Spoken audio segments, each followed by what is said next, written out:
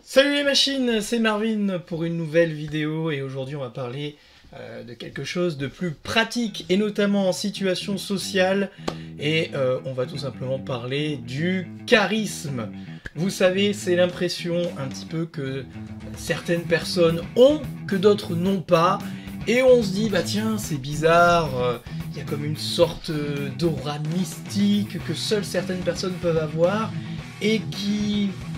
Ces personnes-là qui disposent de ça ont certains avantages que d'autres personnes n'ont pas. Alors avantages, bien évidemment, en général que beaucoup envient, car quand vous avez du charisme, ça augmente vos opportunités dans les relations sociales, les opportunités amoureuses, ça augmente votre chance dans les séductions, vous attirez aussi l'attention des autres, vous avez de meilleures opportunités professionnelles, vous attirez le respect, c'est-à-dire qu'évidemment une personne charismatique on va y réfléchir à deux fois et c'est pas forcément qu'une question de gabarit, il y a des jeux de pouvoir aussi notamment politiques, donc évidemment ça n'apporte beaucoup d'avantages, et donc la question qu'on peut se poser, mais alors, est-ce que ça se travaille? Pouvons-nous aussi être charismatiques? Bah je vous dis ça juste après.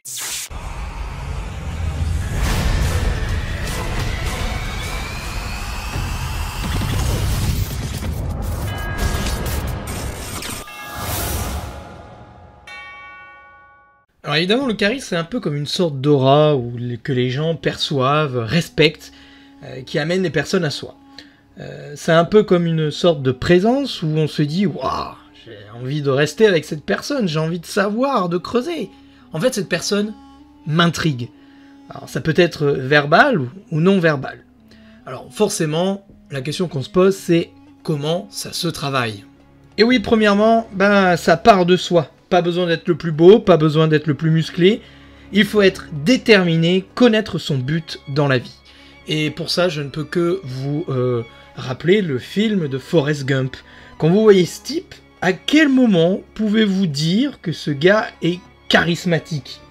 Pourtant, dans le film, vous pouvez voir, tout le monde finit par se joindre à lui. Alors qu'il ne fait que courir, l'impression de manière désordonnée, débilement un petit peu. Et c'est parce qu'il a un but fort. Lui sait pourquoi il court, les autres non, mais en tout cas il démontre une détermination sans faille. Et vous n'imaginez pas le nombre de personnes perdues qui cherchent leur chemin. Et qui ont très envie de suivre quelqu'un qui a un but incroyable, qui pourrait être le début d'une construction incroyable et une réalisation de soi.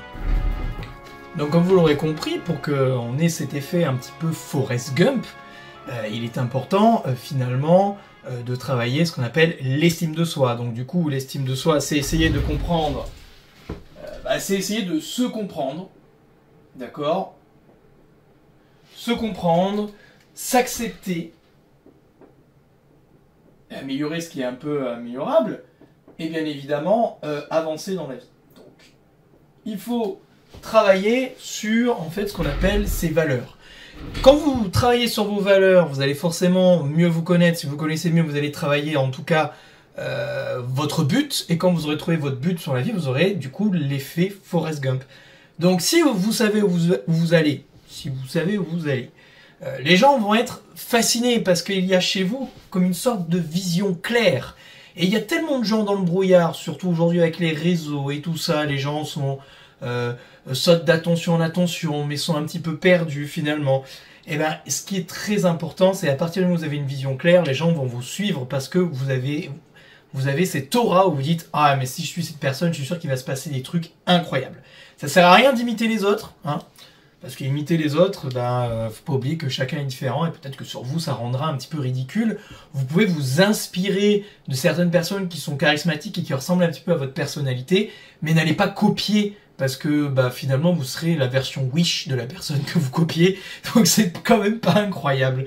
Voilà, donc ce qui est aussi très important, c'est dégager finalement une image puissante, c'est être congruent, mais j'y vais avec le point numéro 2. Et le point numéro 2, c'est ce qu'on appelle l'effet de halo. Alors bon, je l'ai déjà expliqué, je l'explique dans beaucoup de mes vidéos, C'est l'effet de la première impression. Vous devez faire une très bonne impression aux yeux des gens. Le charisme, comme j'ai dit, c'est pas forcément le plus beau, le plus grand, le plus musclé. Néanmoins, quand on a une belle apparence physique, on fait une belle première impression, on est déjà beaucoup plus validé. Alors malheureusement, il y a le terrorisme de la beauté. C'est-à-dire que si vous êtes moche, pour être charismatique, c'est bien plus compliqué. Cependant, je l'ai déjà traité dans une de mes vidéos et un article sur mon site. Ce qui compte, c'est pas forcément avoir une beauté pure, c'est de soigner son apparence.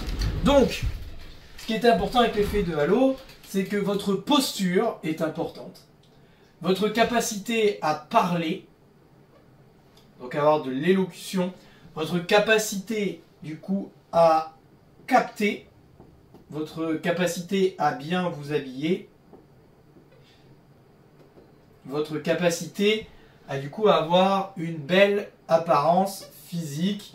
Alors plus, quand je dis apparence physique, c'est plus, si vous voulez, une apparence qui est saine, c'est-à-dire on est propre sur soi, d'accord? Et donc cet effet de halo, cette capacité donc à capter, donc c'est surtout finalement l'état d'esprit, je reviendrai après, et l'énergie, et la congruence font que vous allez avoir une bonne première impression et les gens vont vous déceler comme plus sympathique et plus charismatique. Numéro 3, l'état d'esprit et être agréable. Et oui, si vous êtes dans une mauvaise énergie, vous allez forcément repousser les gens. Alors il faut avoir un état d'esprit sympathique, être agréable avec les gens. Alors attention, être agréable et avec les gens, avoir un bon état d'esprit, c'est pas être soumis et faire le gars trop gentil ou la nana trop gentille. Évidemment, ce qui est très important, c'est de savoir poser ses limites tout en laissant s'exprimer l'autre et d'être agréable, s'intéresser aux personnes. Remarquez comment dans un groupe, quelqu'un qui maîtrise la langue, qui a un humour, qui a l'humour, on peut vite devenir le leader de la bande et suivi par les autres. C'est un petit peu cet état d'esprit, sans rentrer dans quelque chose de déconnant, mais c'est un petit peu cet état d'esprit. Numéro 4, contrôle des émotions et patience. Les machines qui cèdent à ces émotions, ce sont les enfants. Et donc vous n'avez pas envie d'être un enfant. Et donc il est très important que l'environnement extérieur ne vienne pas influencer votre monde intérieur. D'ailleurs, quelqu'un de charismatique, c'est lui qui fait changer les choses. Il fait changer les choses et il change le monde extérieur. Les gens bougent quand ils bougent.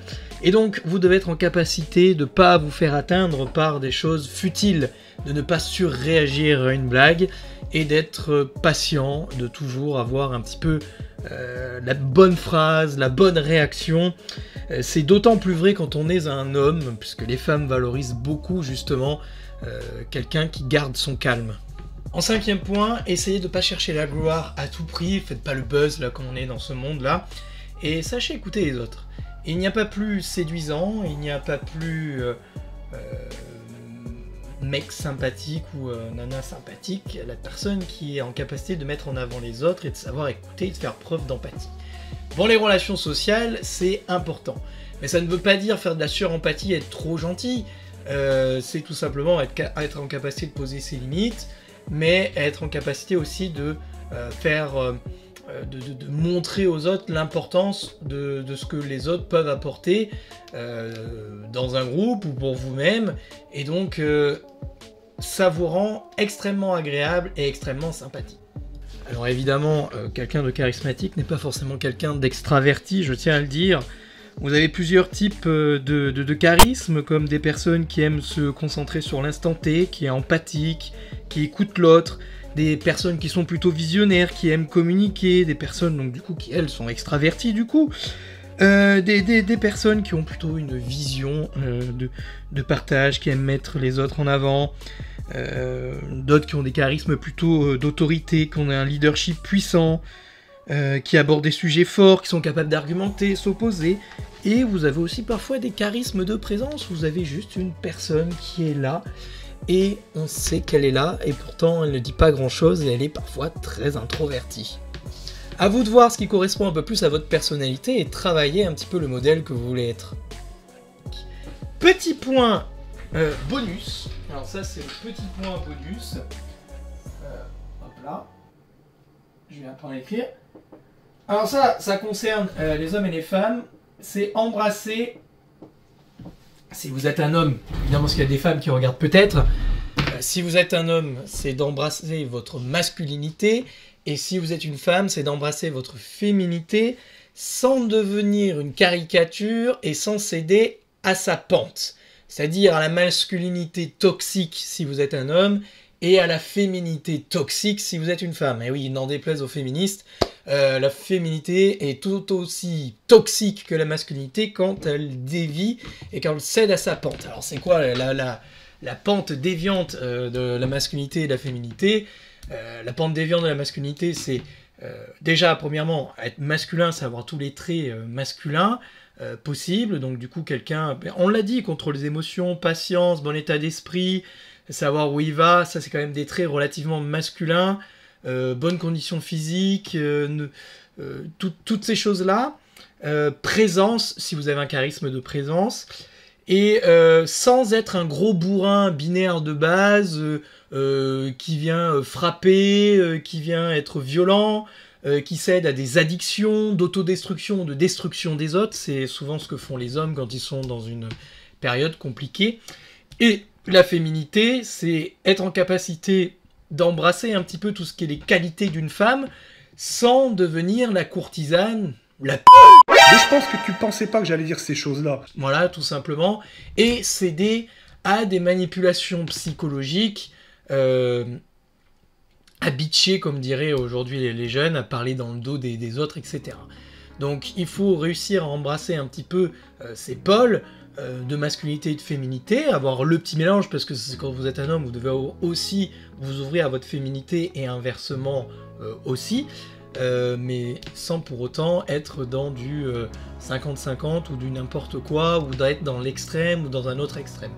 C'est un subtil mélange qui n'est pas facile à faire, et pourtant, si vous êtes en capacité de le faire, ça vous vaudra quand même beaucoup de charisme. Voilà, c'était tout pour cette vidéo, j'espère qu'elle vous aura été utile. Évidemment, cette liste est non exhaustive et j'ai pas détaillé, c'est des pistes de réflexion, parce que le détail, il se trouve où ?